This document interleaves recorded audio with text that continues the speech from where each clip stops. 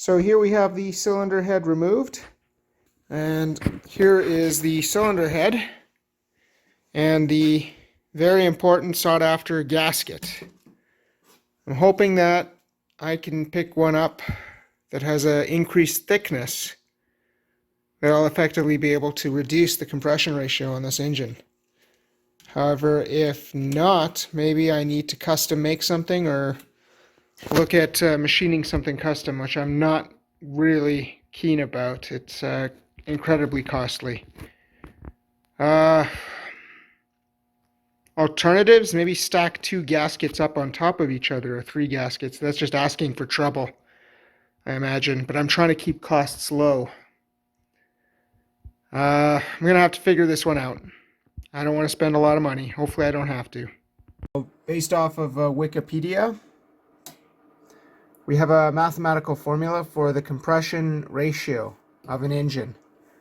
And that is CR is equal to volume of the displaced piston plus the volume of the combustion chamber, all divided by the volume of the combustion chamber. Compression ratio is equal to VD plus VC all over VC. And dome-shaped region we can say is the combustion chamber with the 2 valves. Plus we're going to have some marginal volume displacement of the original gasket. I'm going to call that volume old gasket, V sub OG.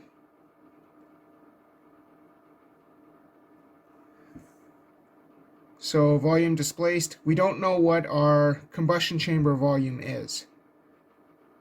We do know the existing compression ratio. I'm going to call it CR naught, old. And we know the volume of our cylinder, displaced cylinder of the piston, traveling down the bore of the cylinder. 1978 through 1981 Yamaha XS motorcycles. XJs are pretty similar, right here. So it's supposed to be bore by stroke, which is 2.815 inches by 2.701 inches. Or in metric, 71.5 by 68.6 millimeters. I actually have confirmed this by actually measuring my motorcycle cylinder, stroke, and bore out in the garage before I trust the book value, which is published only for the XS model. Manufacturers tend to do different things with different makes and models and even years. They change them up from year to year. So even though you have a published value, you always want to confirm that with what your given year, make, model might be, because there could be many differences that could change things.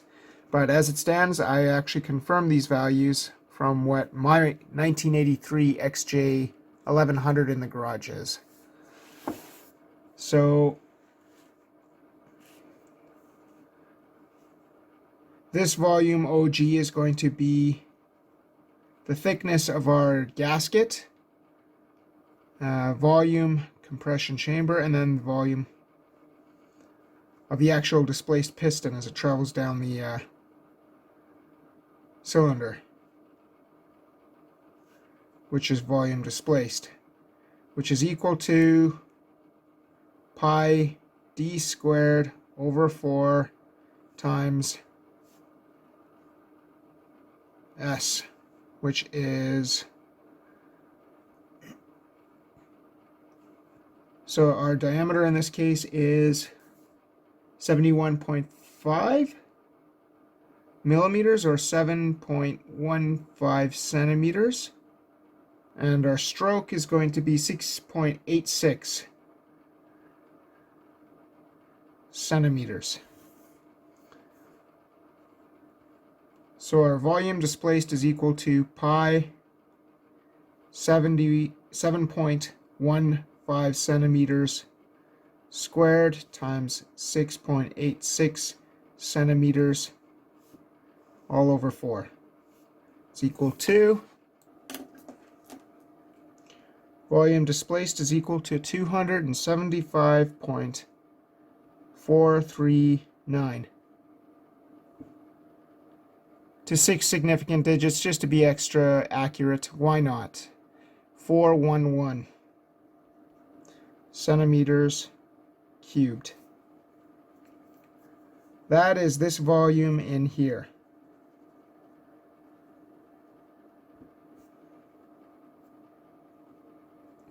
And this combined volume,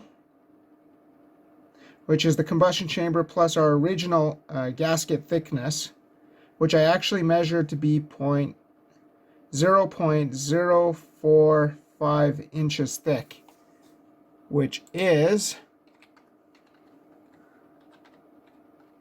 doing the conversion on that, it's 1.143 millimeters.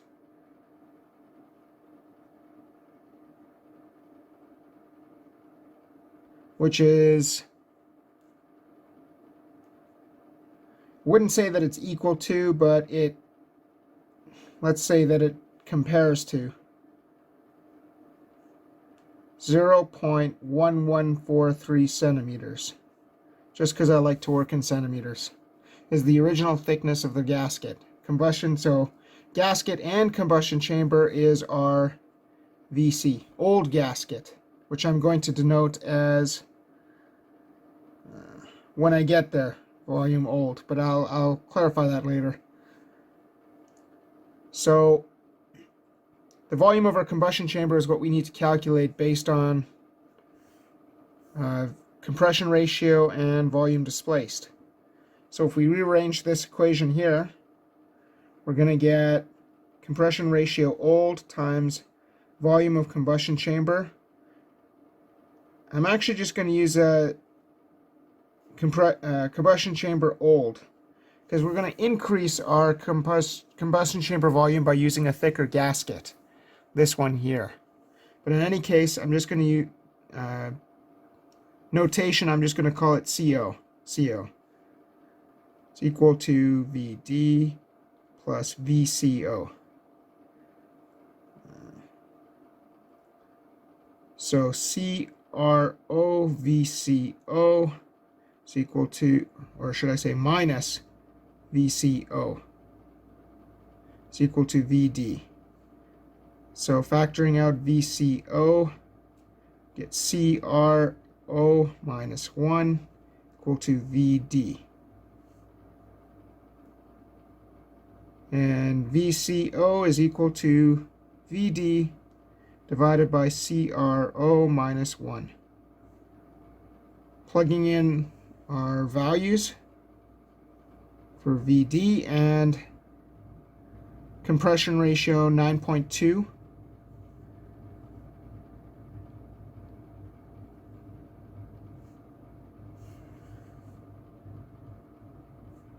Volume of old combustion chamber is equal to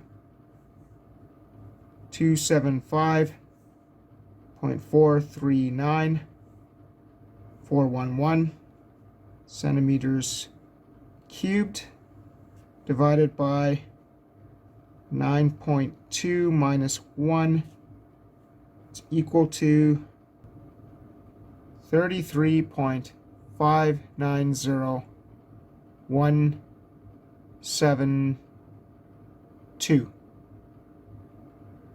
centimeters cubed. Just to run through the calculation of that.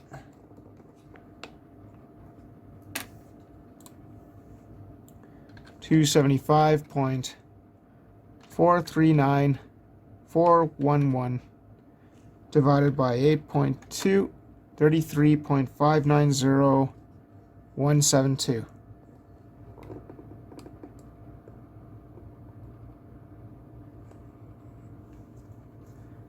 So what we want to calculate now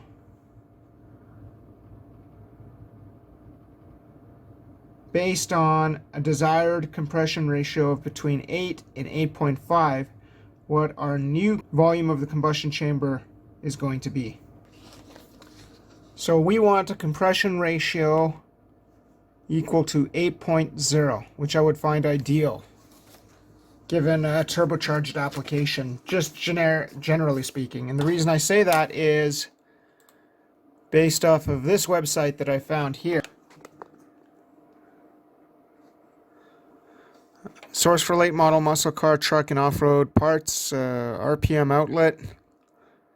It talks a little bit about compression ratio and boost pressure relationship. And it gives a relationship between boost pressure and compression ratio.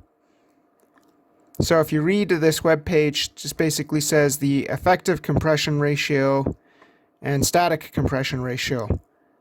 If you have a high compression ratio such as 9.5 or 10:1, you will only be able to run a small amount of boost. The compression ratio that is built into your engine is called the static compression. When you combine the boost pressure you are running in conjunction with your compression ratio, the result known as the effective compression ratio. Formulas have been developed that convert your static compression ratio supercharger boost to the effective compression ratio. Table 1 provides the information. You can find the static compression ratio on the left side of the chart, then read across to the right under the boost you want to run, and the number in the box will be your effective compression ratio. Experience has shown that if you attempt to run more than about 12:1 effective compression ratio on a street engine with 92 octane pump gas, you will have detonation problems. To some degree, this can be controlled with boost retard devices, but we do not recommend that you set your engine and supercharger to provide more than 12:1 effective compression ratio. Please note that all engines differ in the tolerance to detonation. You can build what appear to be the identical engine and only will detonate, and the other one won't. So the numbers given in this chart, please note, are not absolute hard and fast figures. However, if you follow the chart, you will be close enough that if you do experience some detonation, you should have no trouble controlling it with one of the aftermarket boost retard ignition systems, such as that as a Holley ignition part number. Table 1 shows that obviously can't try to run 10 pounds of boost in a 9:1 compression ratio engine. Gives you an effective compression ratio of 15:1, way beyond the 12:1 figure. If you are building your engine from scratch, it is a good idea to try to build with the relatively low compression ratio, such as 7.5 or 8:1. It is fairly easy to change the boost to get the best condition of performance and power, but it is extremely difficult to change the compression ratio, especially if you want to lower. Additionally, you will make more total power with a low compression, high boost engine than you will with a high compression, low boost engine. Here we have as the article explained, effective compression ratios with the static compression ratio along the left-hand side.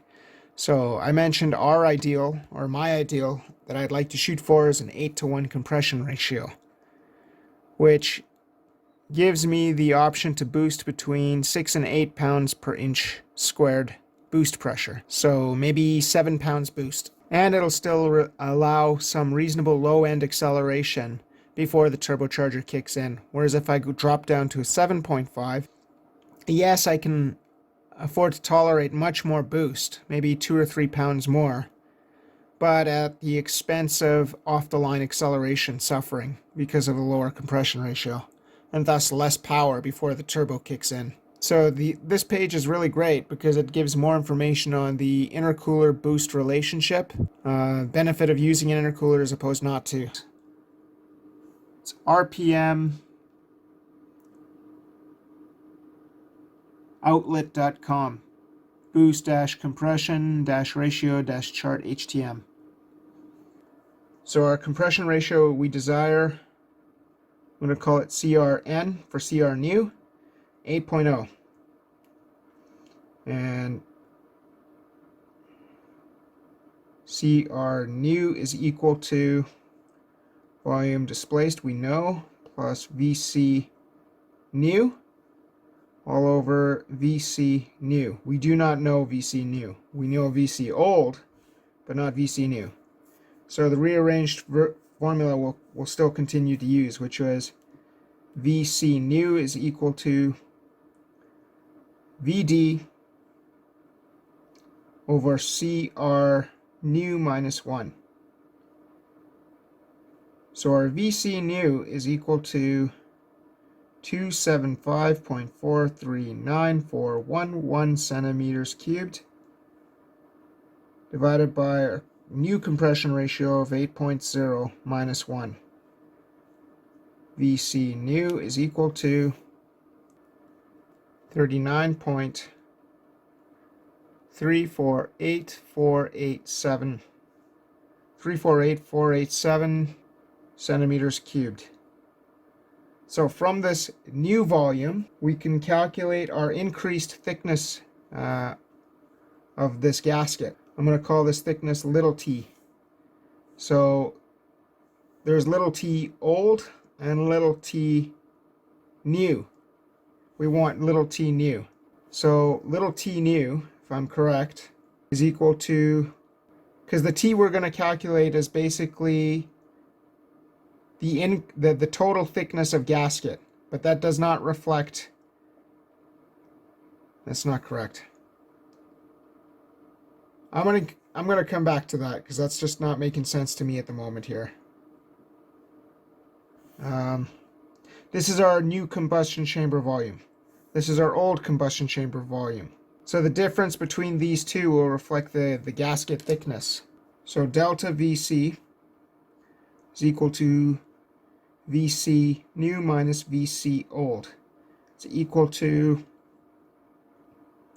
39.348487 minus 33.590172. 7 minus 2 is equal to 5. 8 minus 7 is equal to 1. 4 minus 1 is 3. 8 minus 0 is 8. 4 minus 9 can't be done. Borrow from that one. 14 minus 9 is 5. 2 minus 5 can't be done. Borrow from that one. Making this 12. So 12 minus 5 is going to be 7. And 8 minus 3 is going to be 5. 3 minus 3 is 0. So 5.758315 centimeters cubed.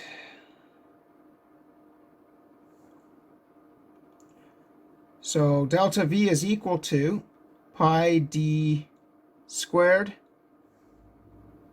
t over 4. Pi squared t over 4. So 4 divided by pi d squared. Pi d squared. T, which is the thickness of our gasket up here, is equal to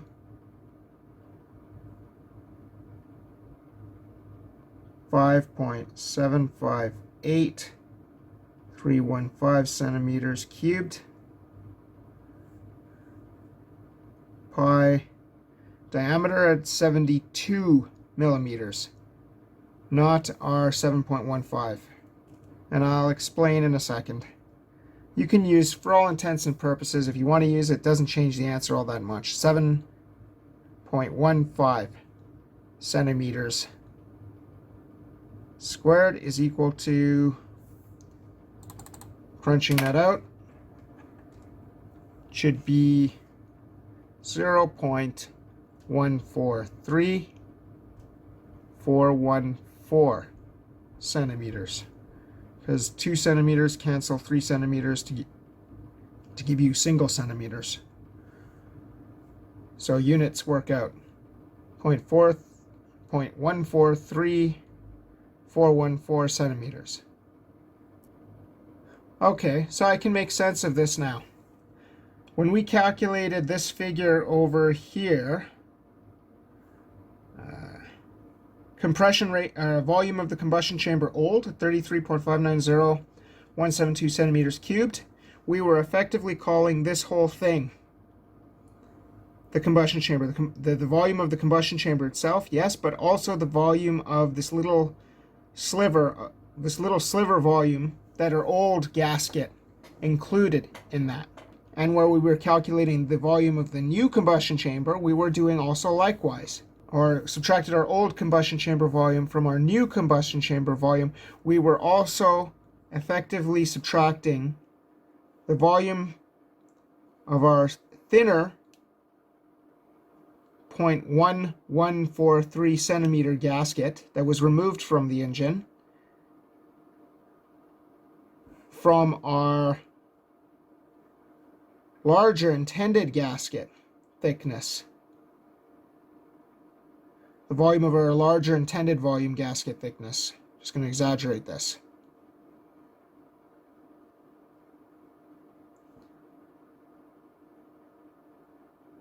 So subtracting this volume from that volume, we're actually given T. And in fact, what we have to do is add T old to get our T new. So this formula here, T new is equal to T plus T old. Because what we were doing to get T was equal to T new minus T old.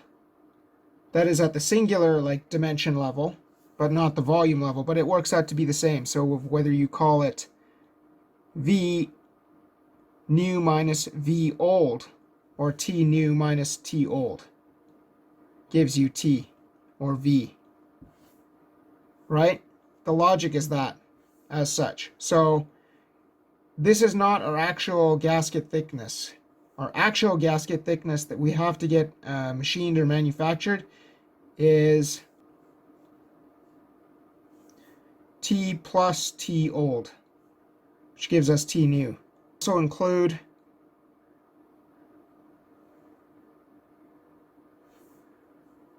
T new equal to T plus T old will give us 0.143414 plus 0.1143.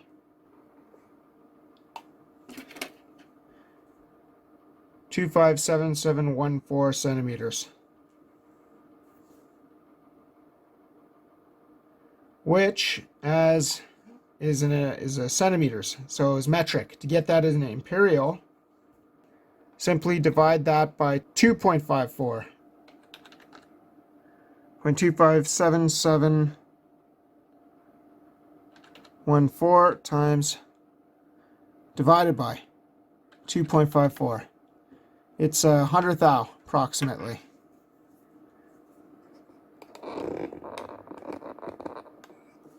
I mean, as an alternative route for understanding purposes, could have simply taken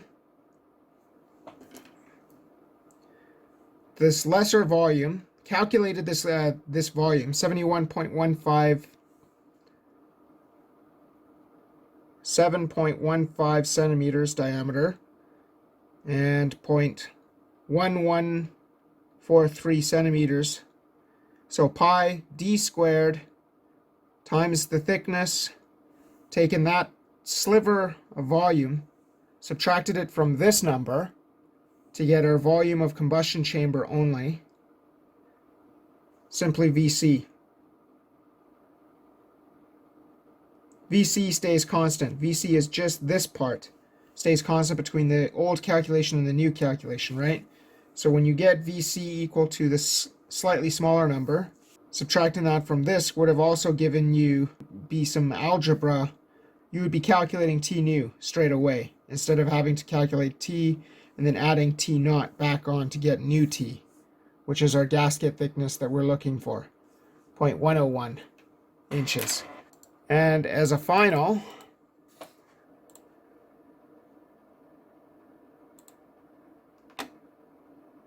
C110, which is typical for gaskets. Our standard sizes that we have to choose from are closest to 100 thou would be 0.093. So you can't get 100 thou exactly, or 101 thousandths of an inch. It has to be, closest that we can get is 0.093. So you can work backwards from this problem with 0.093 as our thickness to calculate what our actual compression ratio would be. So compression ratio nu is equal to question mark.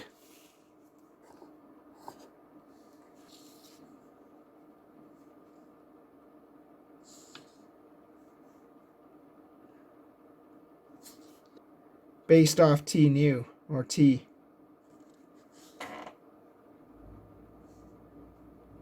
VCTN. So our combustion chamber volume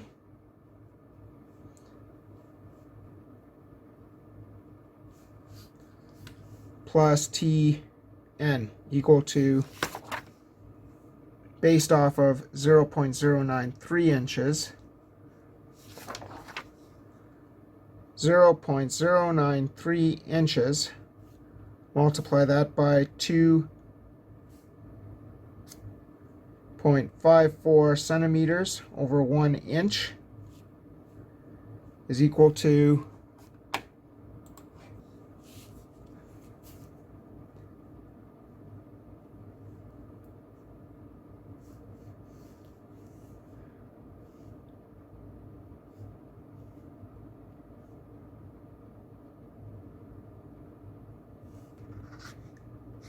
So in fact, we do have to take 33.5.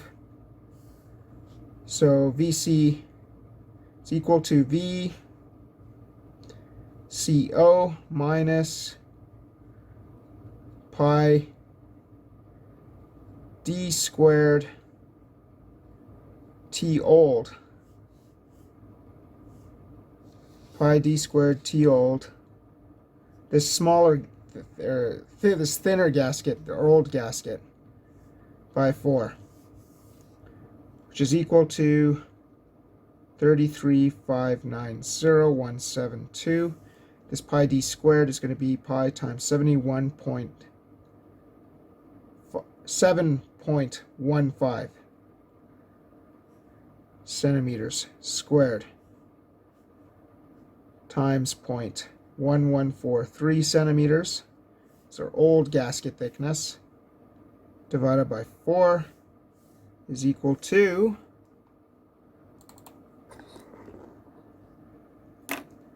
pi times 7.15 times 7.15 times 0.1143 centimeters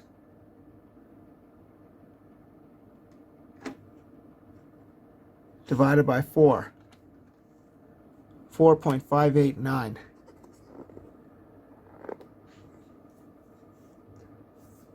Minus 4.589, 318.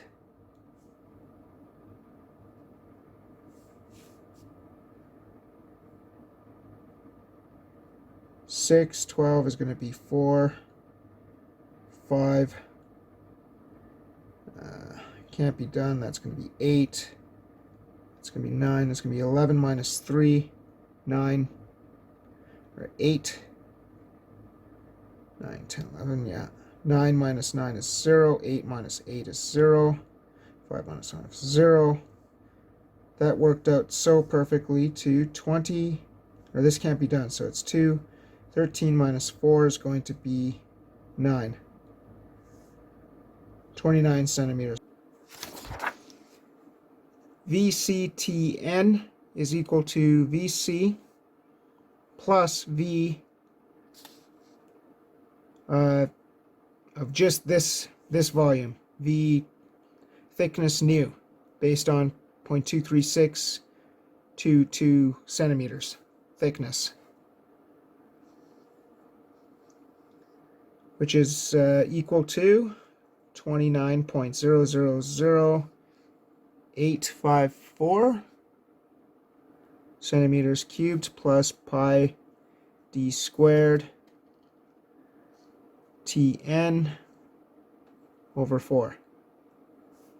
So plus pi d squared, d is going to be 7.15 centimeters squared.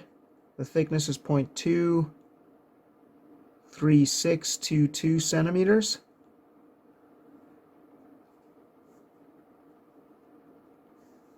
Divided by 4, crunching that out, 9.484591 centimeters.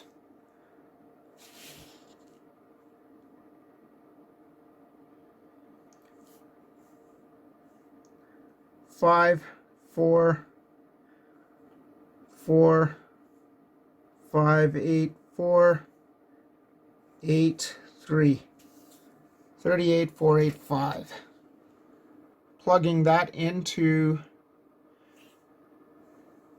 VCTN, our new compression ratio is equal to 275, if you recall, 439,411 plus 38.485. 48445 divided by 38,485 445. CRN is equal to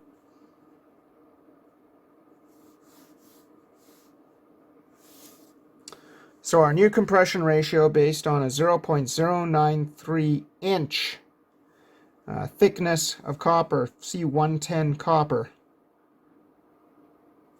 it's going to be an 8.15 compression ratio. I ran through this calculation prior with all the standard sizes of copper that you could get. So our 2.3 is about 8.2. So my answer here is a little more accurate. I probably suffered from round-off error on this answer here. But anyway, for a 1.6, you get an 8.84. These are all the standard sizes of copper in metric that you can get. For a 2 millimeter thick copper, 8.43. For a 3.175 millimeter, which is coincidentally an eighth of an inch, that would be this one up here. Compression ratio would be 7.58. And for our copper, 2.29 millimeters, compression ratio is 8.2. I used the more accurate 2.36 millimeters. So I suffered from a bit of round-off error by using 2.29 millimeters over here. This answer here is more accurate. So it would effectively be 8.15. Not so though, because let me explain. When you place the cylinder head gasket in place and you torque down the cylinder head studs, or the bolt nuts I should say, brings the cylinder head and it crushes down on the gasket. That's how gaskets seal. So the deformation of the gasket fills all the imperfections and provides that close contact that you need. So in fact, that compression ratio will go up because there's probably going to be a deformation of, if I had to guess, anywhere from 2 to 8%. So that compression ratio could be as high as 8.4 when the cylinder head's bolted down. Could be as high as 8.4. It may not compress all that much. It might only compress by 2%, in which case I'm going to say it's 8.3, 8.25. So I mean, just for interest's sake, going back to that table, boost compression, static versus effective. If I had an 8.5 or 8, I'm going to say but halfway between 8 and 8.5 till we reach 12. We reach 12 earlier here, we reach it later here, I'm going to say 7. So right where I'm sitting at, probably 7 pounds of boost would be achievable with my given compression ratio.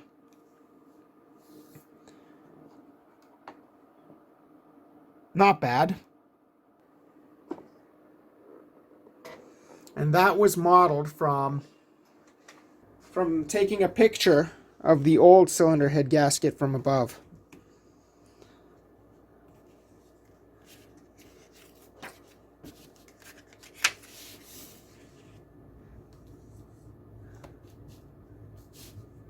Just as you're seeing it now. I would have taken a picture of this and then imported the picture that I took into this FreeCAD software.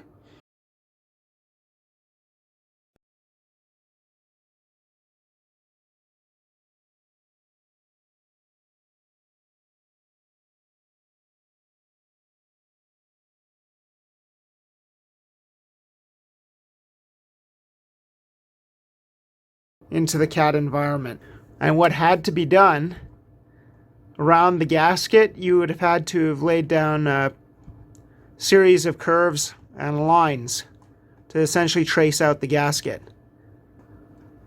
And draw circles where all the holes line up, radius around the edges, trace vertically up, horizontally up along the inner edges of the gasket, and place the large bore diameters as close to what the image reveals. Now there's a tricky issue here. You can see a shadow outline, right? And unfortunately that was caused by only a single light source being present when photographing the gasket from above. So when photographing the gasket, your accuracy of the part that you're going to get by tracing along lines and edges is based on a couple of factors here that I'll discuss next. Just going to close this, go back to the part. One problem or issue was that I only had a single light source, which produces shadows, as you can see here. So when you're photographing it from above, those shadows could present issues in determining where exactly the line actually might lie, right? Here, where there's less light, it's even more difficult to see. So if you can have, if you can illuminate the area that you're taking the photo with several light sources. Maybe ideally you could have one here, this corner, another one here, and another one above. That'll reduce the errors of circle and edge line locations that you have to trace by eliminating the shadows. And the second issue is accurately taking an overhead photo of the gasket in question. If you have a cell phone, which is all I've used here, you basically have to set the cell phone up. You basically have to set the cell phone up overhead with a jib arm or something to hold it steady at a relatively good height that will provide a reasonable field of view. And you have to make sure that the cell phone being set up above is level on this axis, for instance, as well as this axis. So getting a small bubble level as such like this is going to go a long way to ensuring your photo that you take is directly overhead with zero tilt in the field of view. So it is pretty finicky, and it does take some playing with. You can tighten these screws up on a jib arm like this. In any case, once the camera is level on both axes, pointed straight down on the part with multiple light sources, not just one like I have here at one corner, but ideally you'd want one here, and then one straight above, so that you could reduce or eliminate all these shadowed edges, because that shadow that you see there presented issues when I traced along the edge of my part. Because if we go overhead, we go to the sketch, I tried to place the circles for all the hole locations as best as I could. You can see that's a huge shadow here, and that was because I only had a single light source here as well. So I can't even make that out. Is that a shadow or is that part of the old gasket? This definitely looked like a shadow, so I opted to overlap the line. This, I didn't quite reach the line enough. It almost fell short of the actual part and the shadow. So those shadows present issue, and you can eliminate those issues by having multiple light sources to get rid of those shadows. Setting your camera up 90-90 and parallel and horizontal with a bubble level.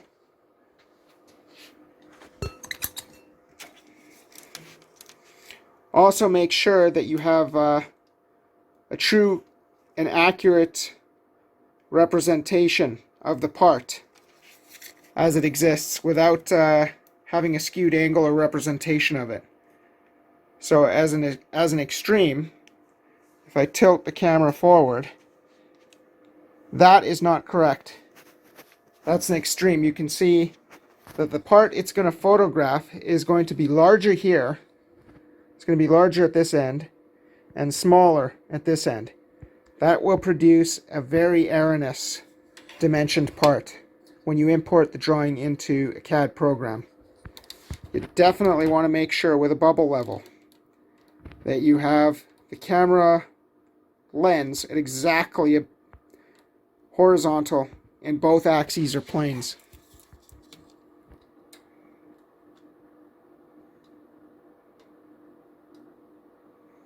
Because only then can you get a true representation of what the part actually is.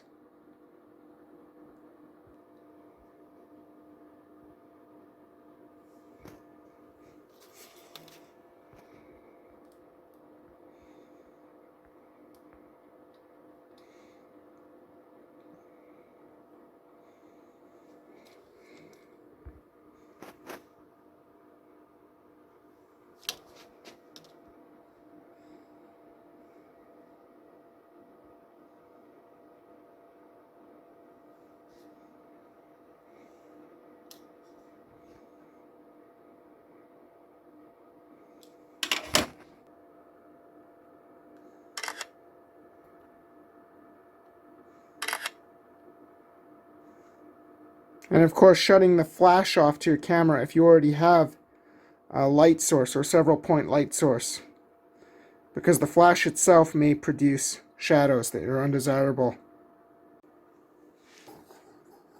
Then once you import the image, trace around all the lines and hole placements exactly where hole locations are without shadow errors occurring.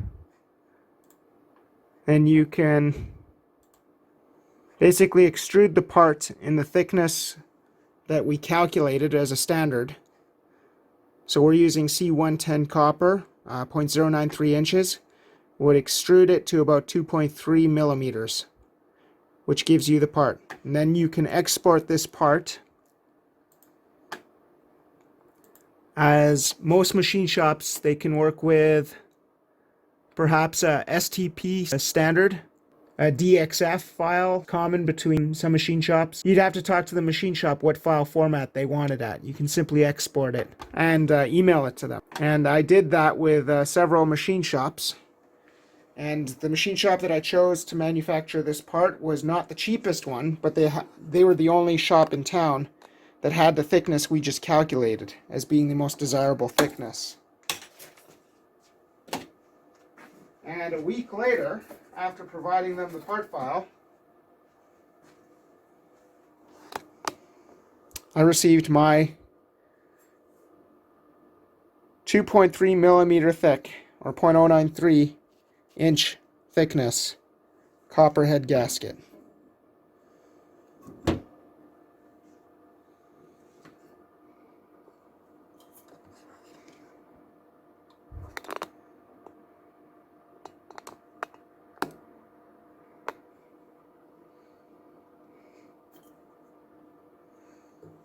If we overlay the old gasket over top of the new one, we'll be able to see where shadow error might have taken place.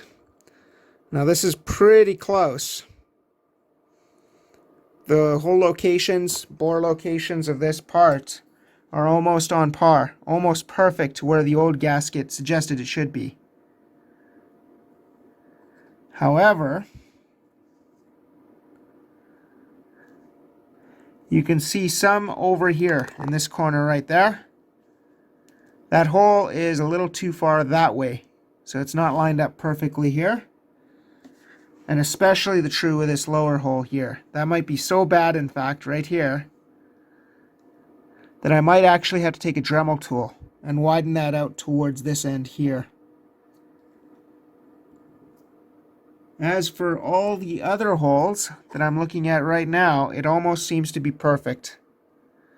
And I'm quite pleased with the result. This one's a little off. That one is starting to get off, just a little. That one there is a lot off. Regrettable. And I wonder if I go back to the drawing to see if that makes sense.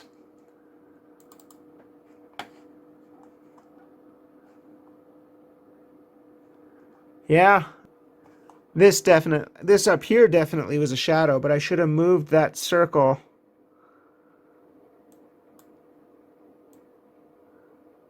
over this way a bit.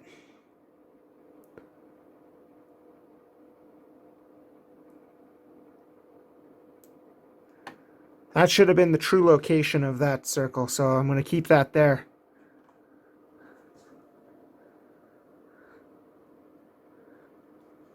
I mean, I could also adjust this one just slightly down here if it suggests so.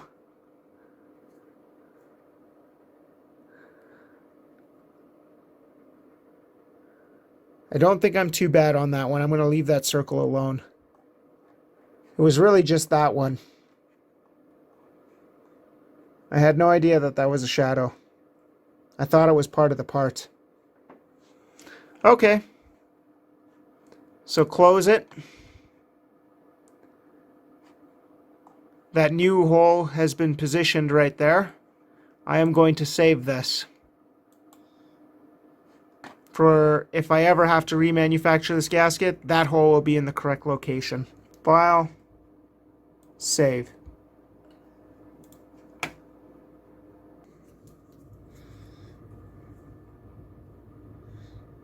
Our old gasket thickness at 0.045 inches. Our new gasket thickness at 0.093 inches. Basically double the thickness.